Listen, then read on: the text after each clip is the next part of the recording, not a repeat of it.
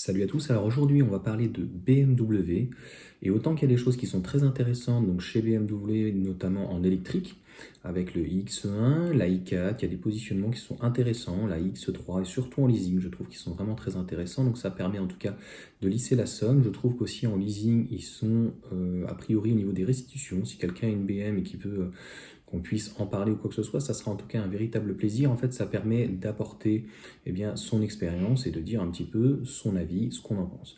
En tout cas, donc sur cette électrique-là, ça peut aller. On a, j'ai vu la vidéo donc d'élective sur la i5, c'est pas shooting break, mais donc c'est la break touring, 83 000 euros, je crois, déconnant. Mais il n'y a pas que.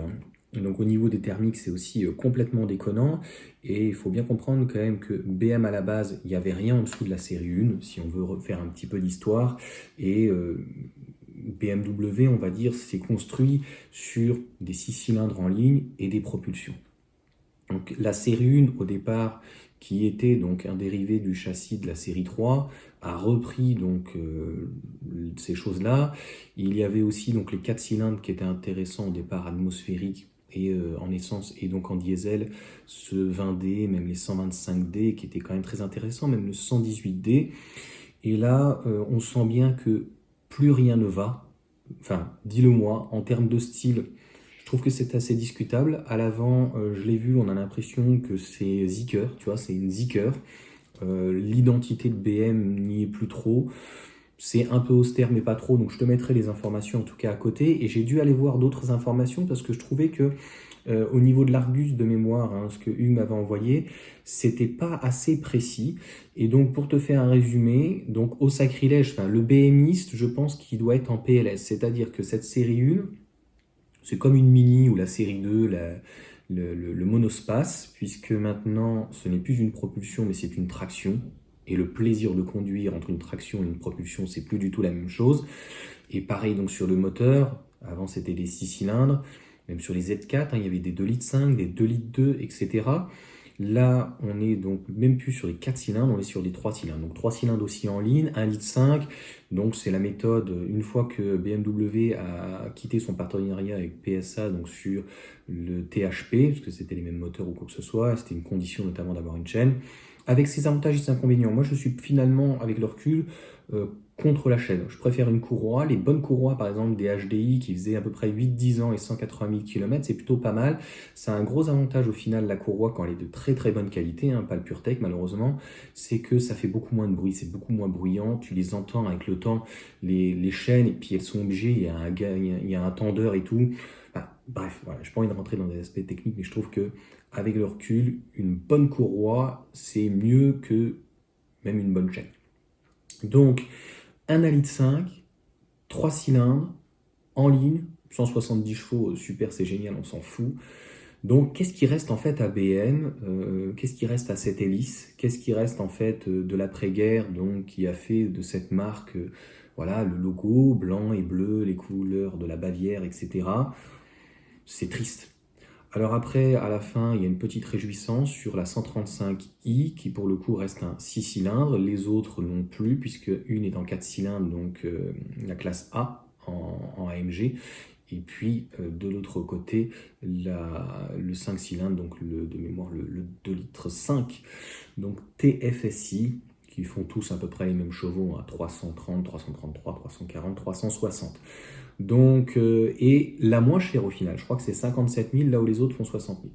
Alors, l'Argus te parle de 42 000 euros. Quand je suis allé sur l'Auto-Magazine, on était sur 38 900, 39 000, bref. 40 000 euros, une traction en 3 cylindres, essence ou diesel. Donc, une tondeuse à gazon, quoi.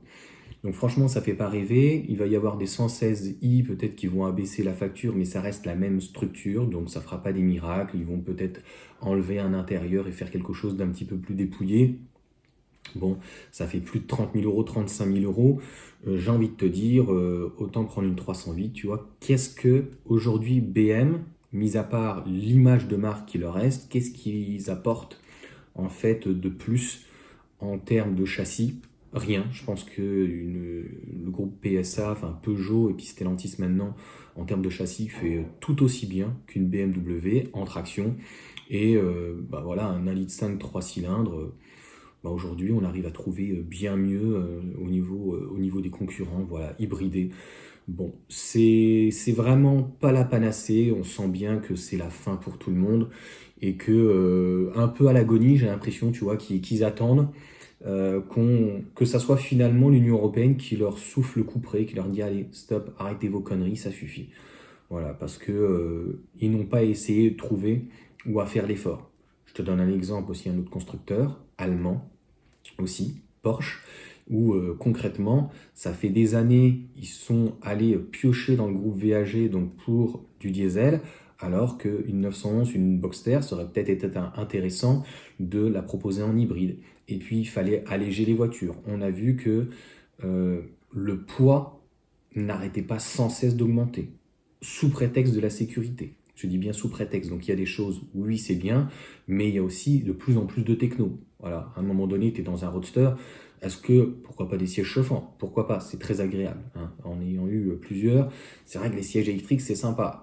Le gros GPS, le machin, tous ces équipements, toutes ces choses mis de série ou en option, fait alourdir considérablement donc le véhicule et on n'a pas recherché donc à diminuer le poids, on n'a pas essayé à chercher une meilleure efficience.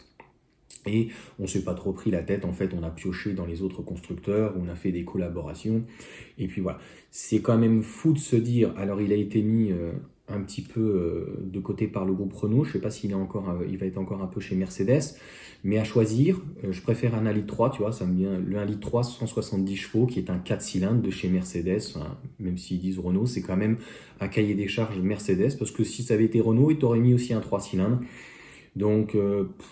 un 3 cylindres reste un 3 cylindres, c'est très mal équilibré, c'est bruyant, c'est une tondeuse à gazon, quoi. Voilà. Donc c'est très bien dans, même pas une Mini, c'est très bien dans une Twingo, tu vois, c'est très bien dans des citadines, micro-citadines, pourquoi pas. Mais tu vois ce que ça donne dans des voitures, voitures sans permis, c'est juste un truc de fou. En diesel, franchement, les gens vont être tellement mieux dans une voiture honnêtement électrique que dans un 2 ou un 3 cylindres de tondeuse à gazon. Voilà, ça va être le jour, en tout cas la nuit. Dis-moi ce que t'en penses. Est-ce que franchement, c'est une réussite cette BMW? Comme je viens de te dire, les prix sont délirants, le design n'est pas fou, l'architecture en termes de châssis, on est sur une traction, donc il n'y a plus de propulsion, il n'y a plus rien. Et voilà, il va peut-être avoir des moteurs en dessous, mais ça restera le 3 cylindres. Et il y aura peut-être, je ne sais pas, un 4 cylindres, mais bon, il n'est pas fameux non plus, ce 4 cylindres. Donc en fait, le plaisir de conduire, excuse-moi, mais 170 chevaux dans un 3 cylindres, dans une traction, dis-moi, il est où le plaisir de conduire à 40 000 euros? Je cherche. Il est où? Je cherche. Plaisir de conduire.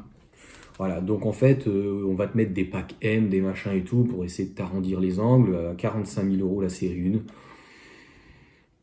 C'est même plus être déçu, c'est même pas décevant, j'ai pas de mots. Franchement, j'ai pas de mots, c'est du sabotage. Franchement, BMW, arrêtez dans ces cas-là de faire une série 1. Si c'est pour faire ça, honnêtement, c'est du sabotage. Et puis pareil, cette série 2, voilà, le iX1 ou le X1 est très très très très bien en termes de design. Franchement, quand tu vois le premier, il était pas fou, ça ressemblait à une espèce de mini break.